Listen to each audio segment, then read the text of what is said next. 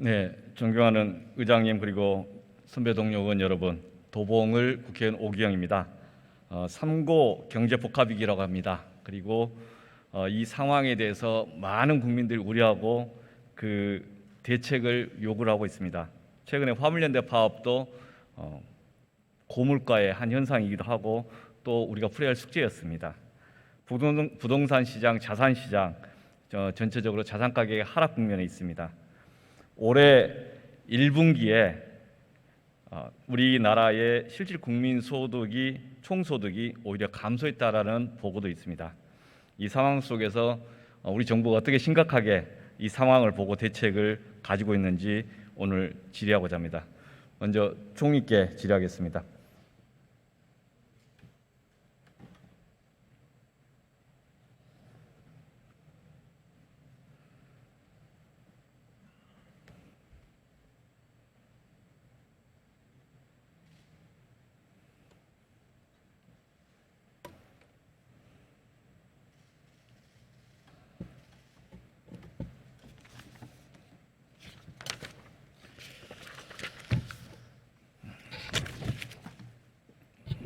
총리님, 아주 종래 경제 현안 아닌 현안 하나 간단하게 한번 좀 질의하고 들어가겠습니다.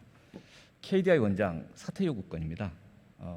잘 아시겠지만 7월 초에 그 말씀을 하셨고 이에 대해서 저희가 입장 표명을 한 적이 있었습니다. 당시 정무위 민주당 의원들끼리 저희들 문제식은 임기가 보장된 기관장에 대해서 정치인이 또는 언론이 밖에서 하는 것은 뭐 그럴 수 있다 치지만 정부를 총괄하고 있는 총리께서 특정인을 지명을 해서 정부에 안 맞으니까 사퇴해라라는 식으로 종용하는 것으로 보여지는데 그게 적절했나? 그리고 당시에 KDI에 대한 감사 자체가 이루어지는데 통상적으로는 국무조정실과 감사원이 협의해서 어떨 때는 감사원이 어떨 때는 국무조정실이 하기로 돼 있는데 올해는 국무조정실이 감사를 하기로 사전 조율된 상태에서 총리님 발언 전후로 해서 감사원이 감사를 집중적으로 하고 참 오비일학인지 또는 이심전심으로 압박을 한 것인지 모르겠지만 참 그냥 묵과할 수 없는 상황 아닌가. 그래서 이러한 사퇴 요구 내지는 압박이 직권남용의 논란이 있는 거 아닌가라는 문제제기를 저희가 했었습니다. 이에 대해서 그 당시 발언에서 사과하실 생각 없으십니까? 우선 그 감사원이 감사를 하고 있다는 사실은 제가 몰랐고요. 네. 다만 그 기자회견 과정에서 KDI의 원장이 KDI 원장으로서 지금 계속 계시는 것에 대해서 어떻게 생각하느냐 하는 질문을 받고 그분이 KDI로 가는 과정에서도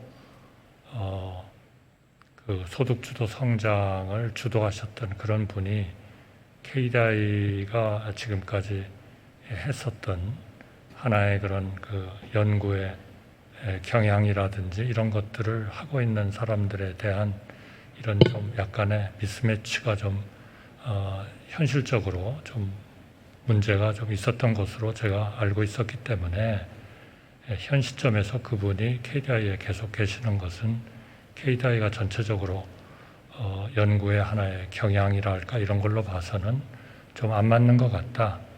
그런 말씀을 드린 바가 있습니다. 지금도 그 발언이 적절했다고 보십니까? 적절했다고는 모르겠습니다만은 저는 제가 하고 싶은 얘기를 했다 이렇게 생각합니다. 국책 연구기관이든 또는 임기가 보장된 기관이든 그 정책 중립성, 전문성, 자율성이 보장되는 기구에 대해서는 또 별도로 볼 문제가 있고 국정 과제를 직접적으로 수행하는 부분에 대해서는 나름대로 그 정무적인 책임자의 임기를 좀 일치시킬 필요가 있다. 이런 발상으로 저도 법안을 최근에 발의를 했습니다. 이 법안 자체를 통해서 국회에서 합의를 보고 임기 문제를 풀어갈 수도 있을 텐데 지금 그 전문성이 요구되는 연구원장들에게 대해서 그런 식으로 압박을 하는 건 좀 부적절한 거 아닌가요? 저는 기본적으로 그 연구원 원장님의 과거에 연구하셨던 또 하나의 큰 본인의 철학으로서 제기하셨던 것이 KDI라는 연구소의 전반적인 연구 트렌드하고 좀 안 맞는 것 같다. 그렇기 때문에 거기에 계시는 것이 조금 부적절할 수 있다라는 말씀을 드린 것이지 제가 무슨 연구에 독립성을 관여하겠다든지 하는 그런 뜻의 내용은 전혀 아니었습니다. 지금 앞으로 임기 문제에 대해서 논란이 되는 사람들에게 다 그렇게 감사하고 수사하고 압박하고 쫓아내실 생각이십니까? 저는 뭐 제가 압박을 하고 쫓아냈다 이렇게 생각은 하지 않고요. 다만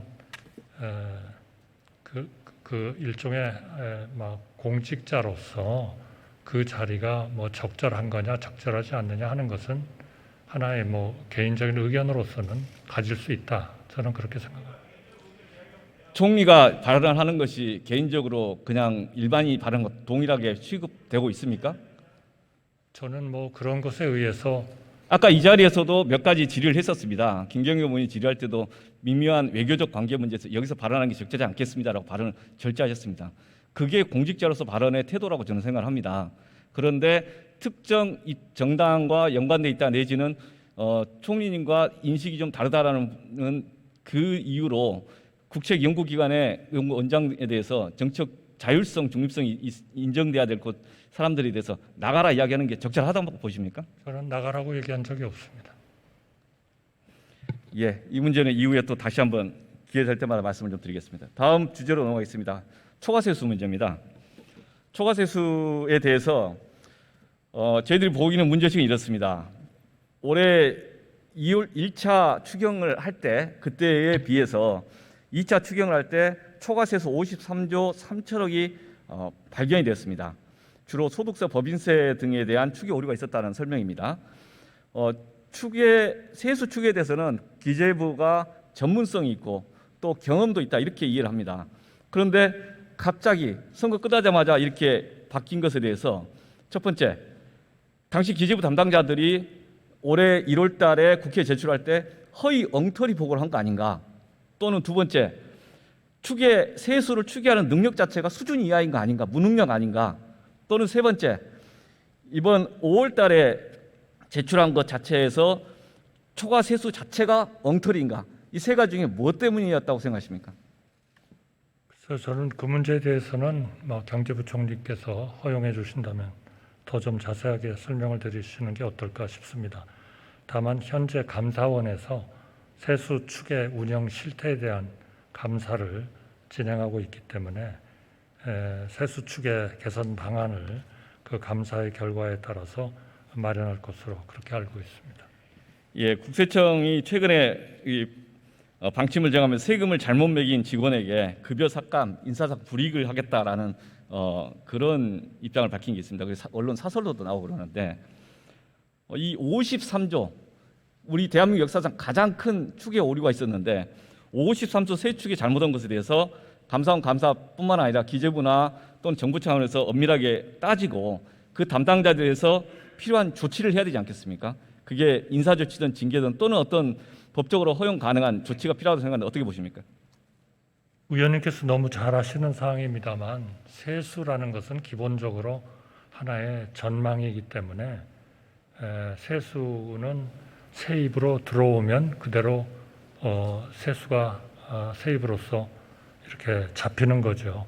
이것은 세출하고는 분명히 다르지 않습니까? 세출은 국회의 동의를 받지 않으면 한 푼도 그 이상을 세출로서 할 수가 없는 그런 겁니다. 그래서 세수는 기본적으로 전통적인 방식은 이거는 세수가 들어오면 그 다음에는 또 추경의 방법도 있고 여러 가지가 있기 때문에 들어오면 좋겠지만 이거를 의무적으로 이렇게 딱 맞춰서 그 세수에 맞지 않으면 이것은 일종의 책임을 져야 된다 하는 그런 쪽의 숫자는 아니었다. 저는 이렇게 생각합니다. 물론 이런 차이가 많이 나는 것은 바람직한 것은 아니죠. 그러나 여기에 대한 책임을 물을 그런 것은 세출하고는 좀 다르게 봐야 된다 이렇게 생각합니다. 세수로 잡히지 않아서 그것이 들어올 수가 없다든지 우리 국고로부터 세입으로 간주가 될 수 없다든지 이런 것은 아니기 때문에 세수와 세출은 조금 다르게 보는 것이 좋겠다. 저는 그렇게 생각합니다. 총리님, 대한민국 예산의 10% 상당액입니다. 그러시지 않습니까? 53조라고 하는 건 약 10% 상당액인데 갑자기 2달 반 사이에 새로 나타나는 겁니다. 그러면 대한민국의 기재부 관료들이 그렇게 무능하단 말입니까? 저는 아니면 의도적으로 누락된 거 아닌가? 그 당시에 이 세수 추계가 얼마냐에 따라서 재난지원금을 어떻게 줄 것이냐 말 것이냐에 대해서 국회에서 토론했었습니다. 기재부에서 추계 예산이 없다. 그렇기 때문에 더 이상 동의할 수 없다. 그렇게 이야기를 했던 겁니다. 지금 얼마 지나서 아니 있다. 금액이 상당히 있다라고 이야기하면 어느 국민이 그 기재부 공무원의 말을 믿겠습니까? 오늘 총리님 말씀하신 내용을 대한민국 어느 국민이 참 진실성이 있다고 이야기를 하겠습니까? 그렇게 뭉개면 안 되는 거 아닙니까? 물론 세수가 정확한 것이 맞죠. 그러나 현실적인 여러 가지 기업의 실적이라든지 고용이라든지 임금의 상승이라든지 부동산 가격이 예상 외로 올랐다든지 변화했다든지 이런 것들에 따라서 당초 추계했던 세수가 달리 최종 세입으로서 잡힐 수는 있는 일이다. 저는 그렇게 말씀을 드리겠습니다. 예, 이 지점에 대해서는 좀 이후에 계속 국회에 보고하고 저희 체크 같이 하겠다 말씀드립니다. 다음은 부총리께 질의하겠습니다. 예.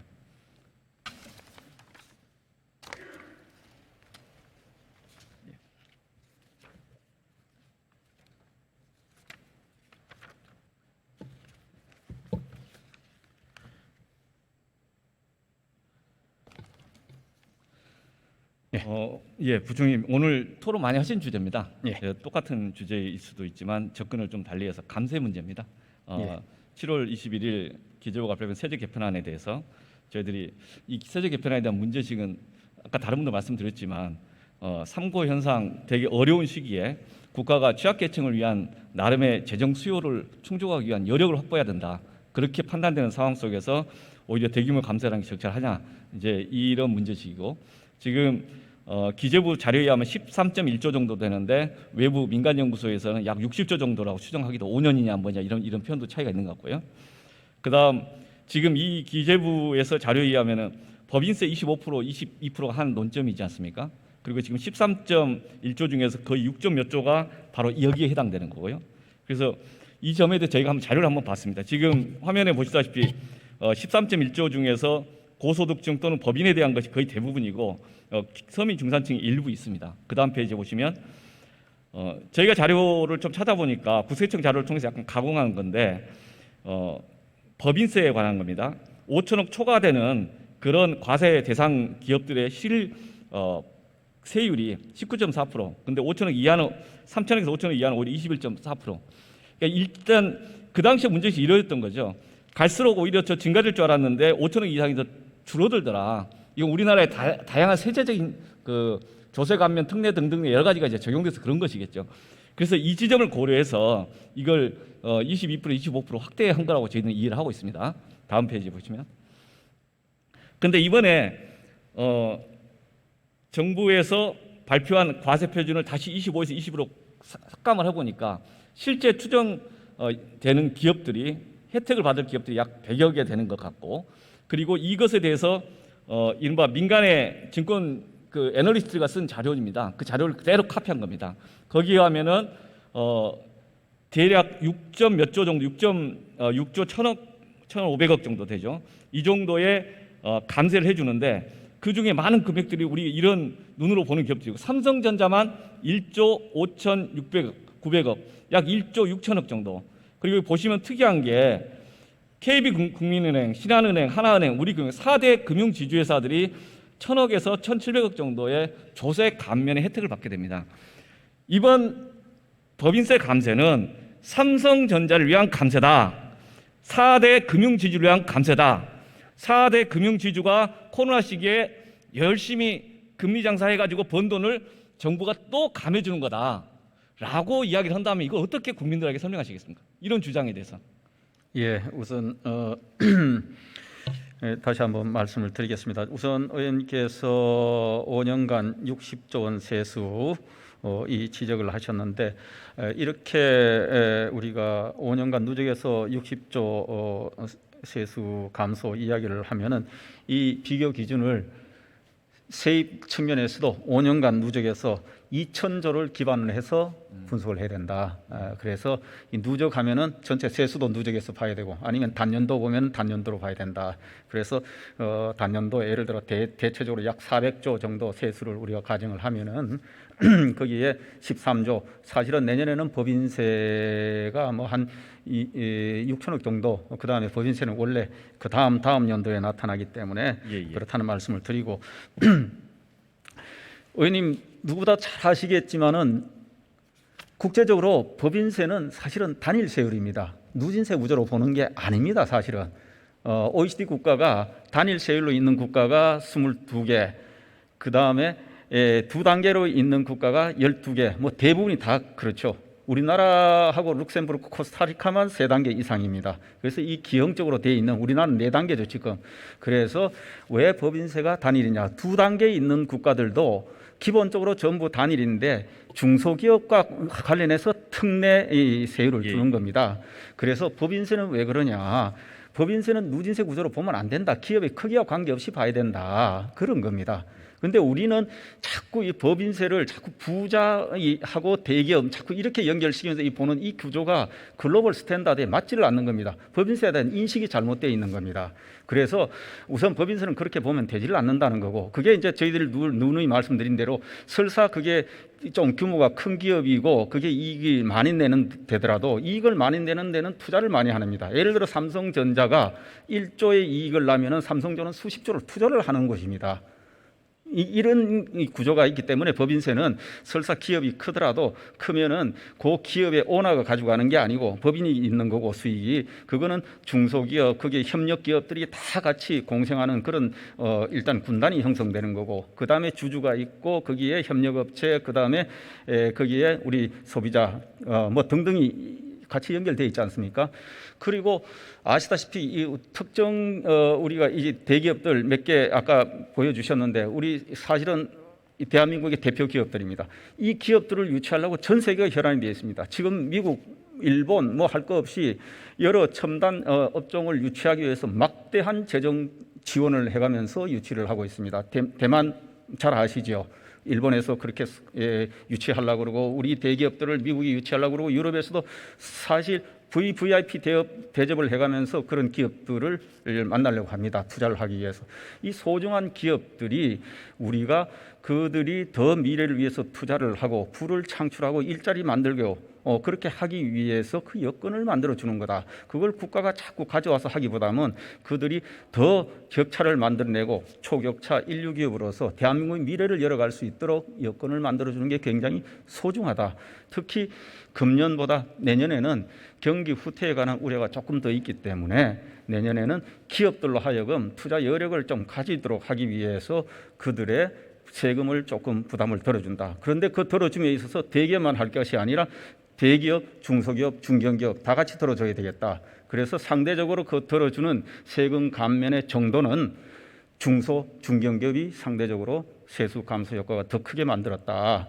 그래서 이것이 전체적으로 우리 법인세 구조를 글로벌 스탠다드에 맞게 단순화도 시키고 그 과정에서 대기업, 중소기업이 골고루 그 투자 여력을 갖고 경제 활력 회복, 일자리 창출에 좀 나서도록 그래서 대한민국의 미래를 좀 열어갈 수 있도록 그렇게 하기 위한 이번에 법인세 조치다 이렇게 말씀드리겠습니다. 예. 그렇게 설명을 그동안 하셨던 것 같습니다. 예. 그래서 그 중에서 이제 저희들이 고민하는 지점은 이제 실제 조세 특례라는 게 다양하게 적용되지 않습니까? 예. 그런 것들 때문에 이런 논쟁을 같이 하는 거지 않습니까? 예. 조세 세법이 오죽 복잡합니까? 그걸 제대로 알고서 몇 명이나 됩니까? 그러면서 실질적으로 많은 혜택을 누리고 있는 부분이 있는데 실효세율이 다르다는 거예요. 제가 요거 하나는 그래서 그 지점과 또 하나는 지금 이야기하시는 것 중에 저희들이 이제 문제 제기하는 것 중에는 금융투자소득 인형 과세 유예, 그 다음에 주식 양도 차익 과세 대상이 10억에서 100억으로 늘린 거예요. 이건 이제 실제 논란이 되는 주제 아니겠습니까? 예, 그것도 이제 상황을 어떻게 보느냐의 문제인데 아시다시피 지금 최근에 주식시장 등이 굉장히 좋지를 않습니다. 주가가 많이 떨어졌지 않습니까?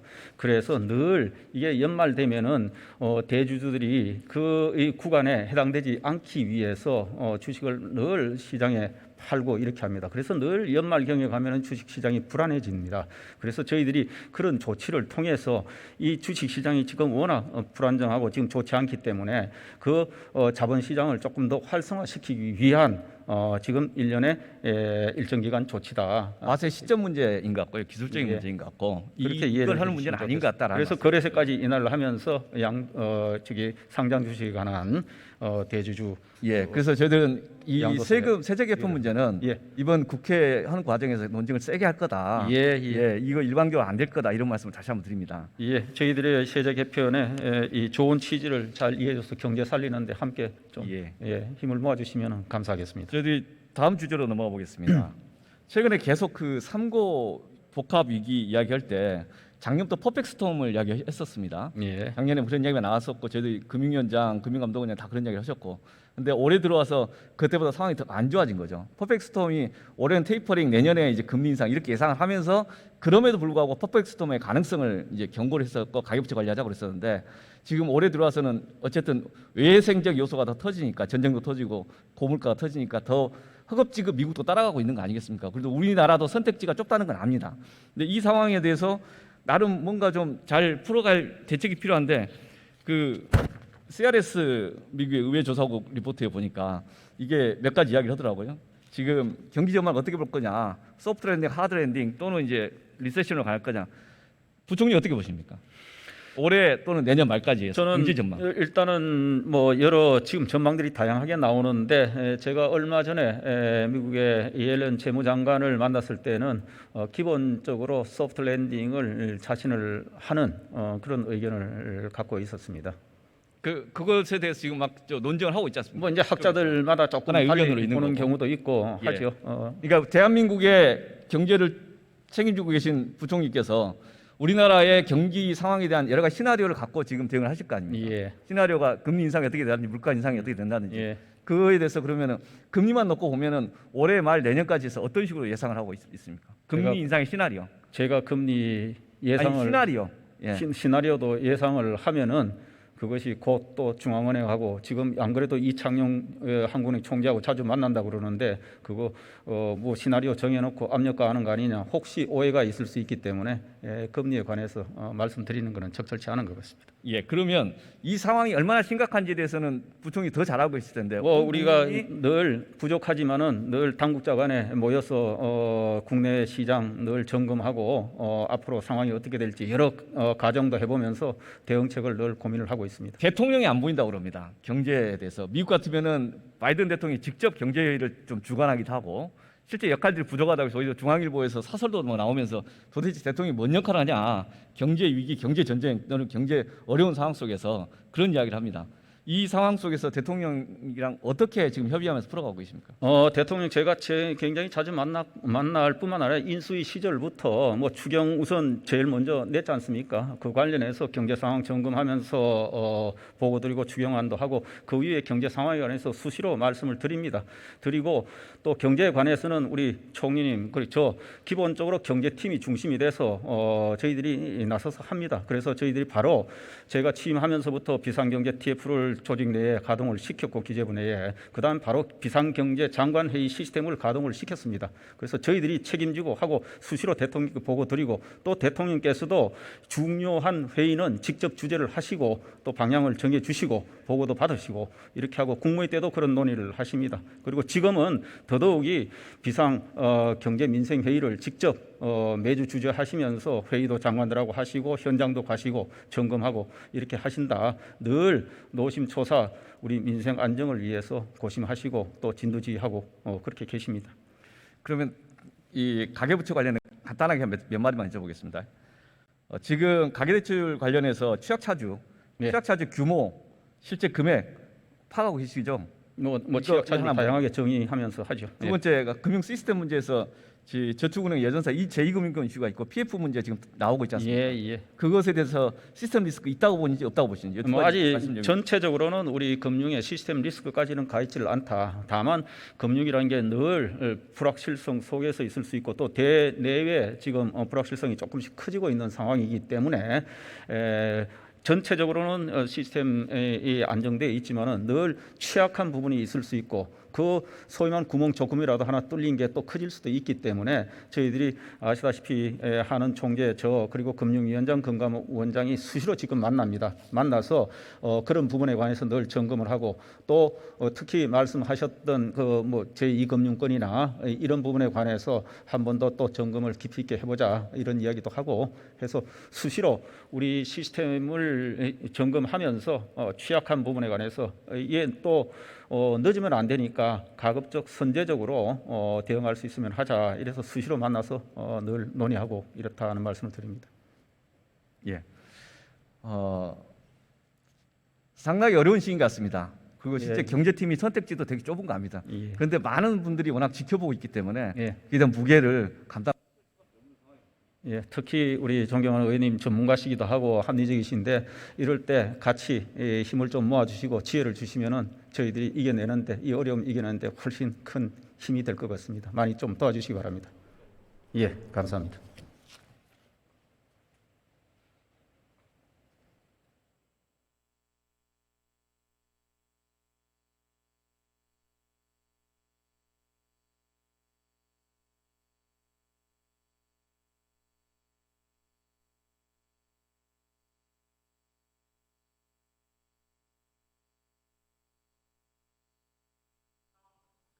오기영 의원 수고하셨습니다. 마지막으로 세종갑 출신의 더불어민주당 홍성국 의원 나오셔서 질문해 주시기 바랍니다.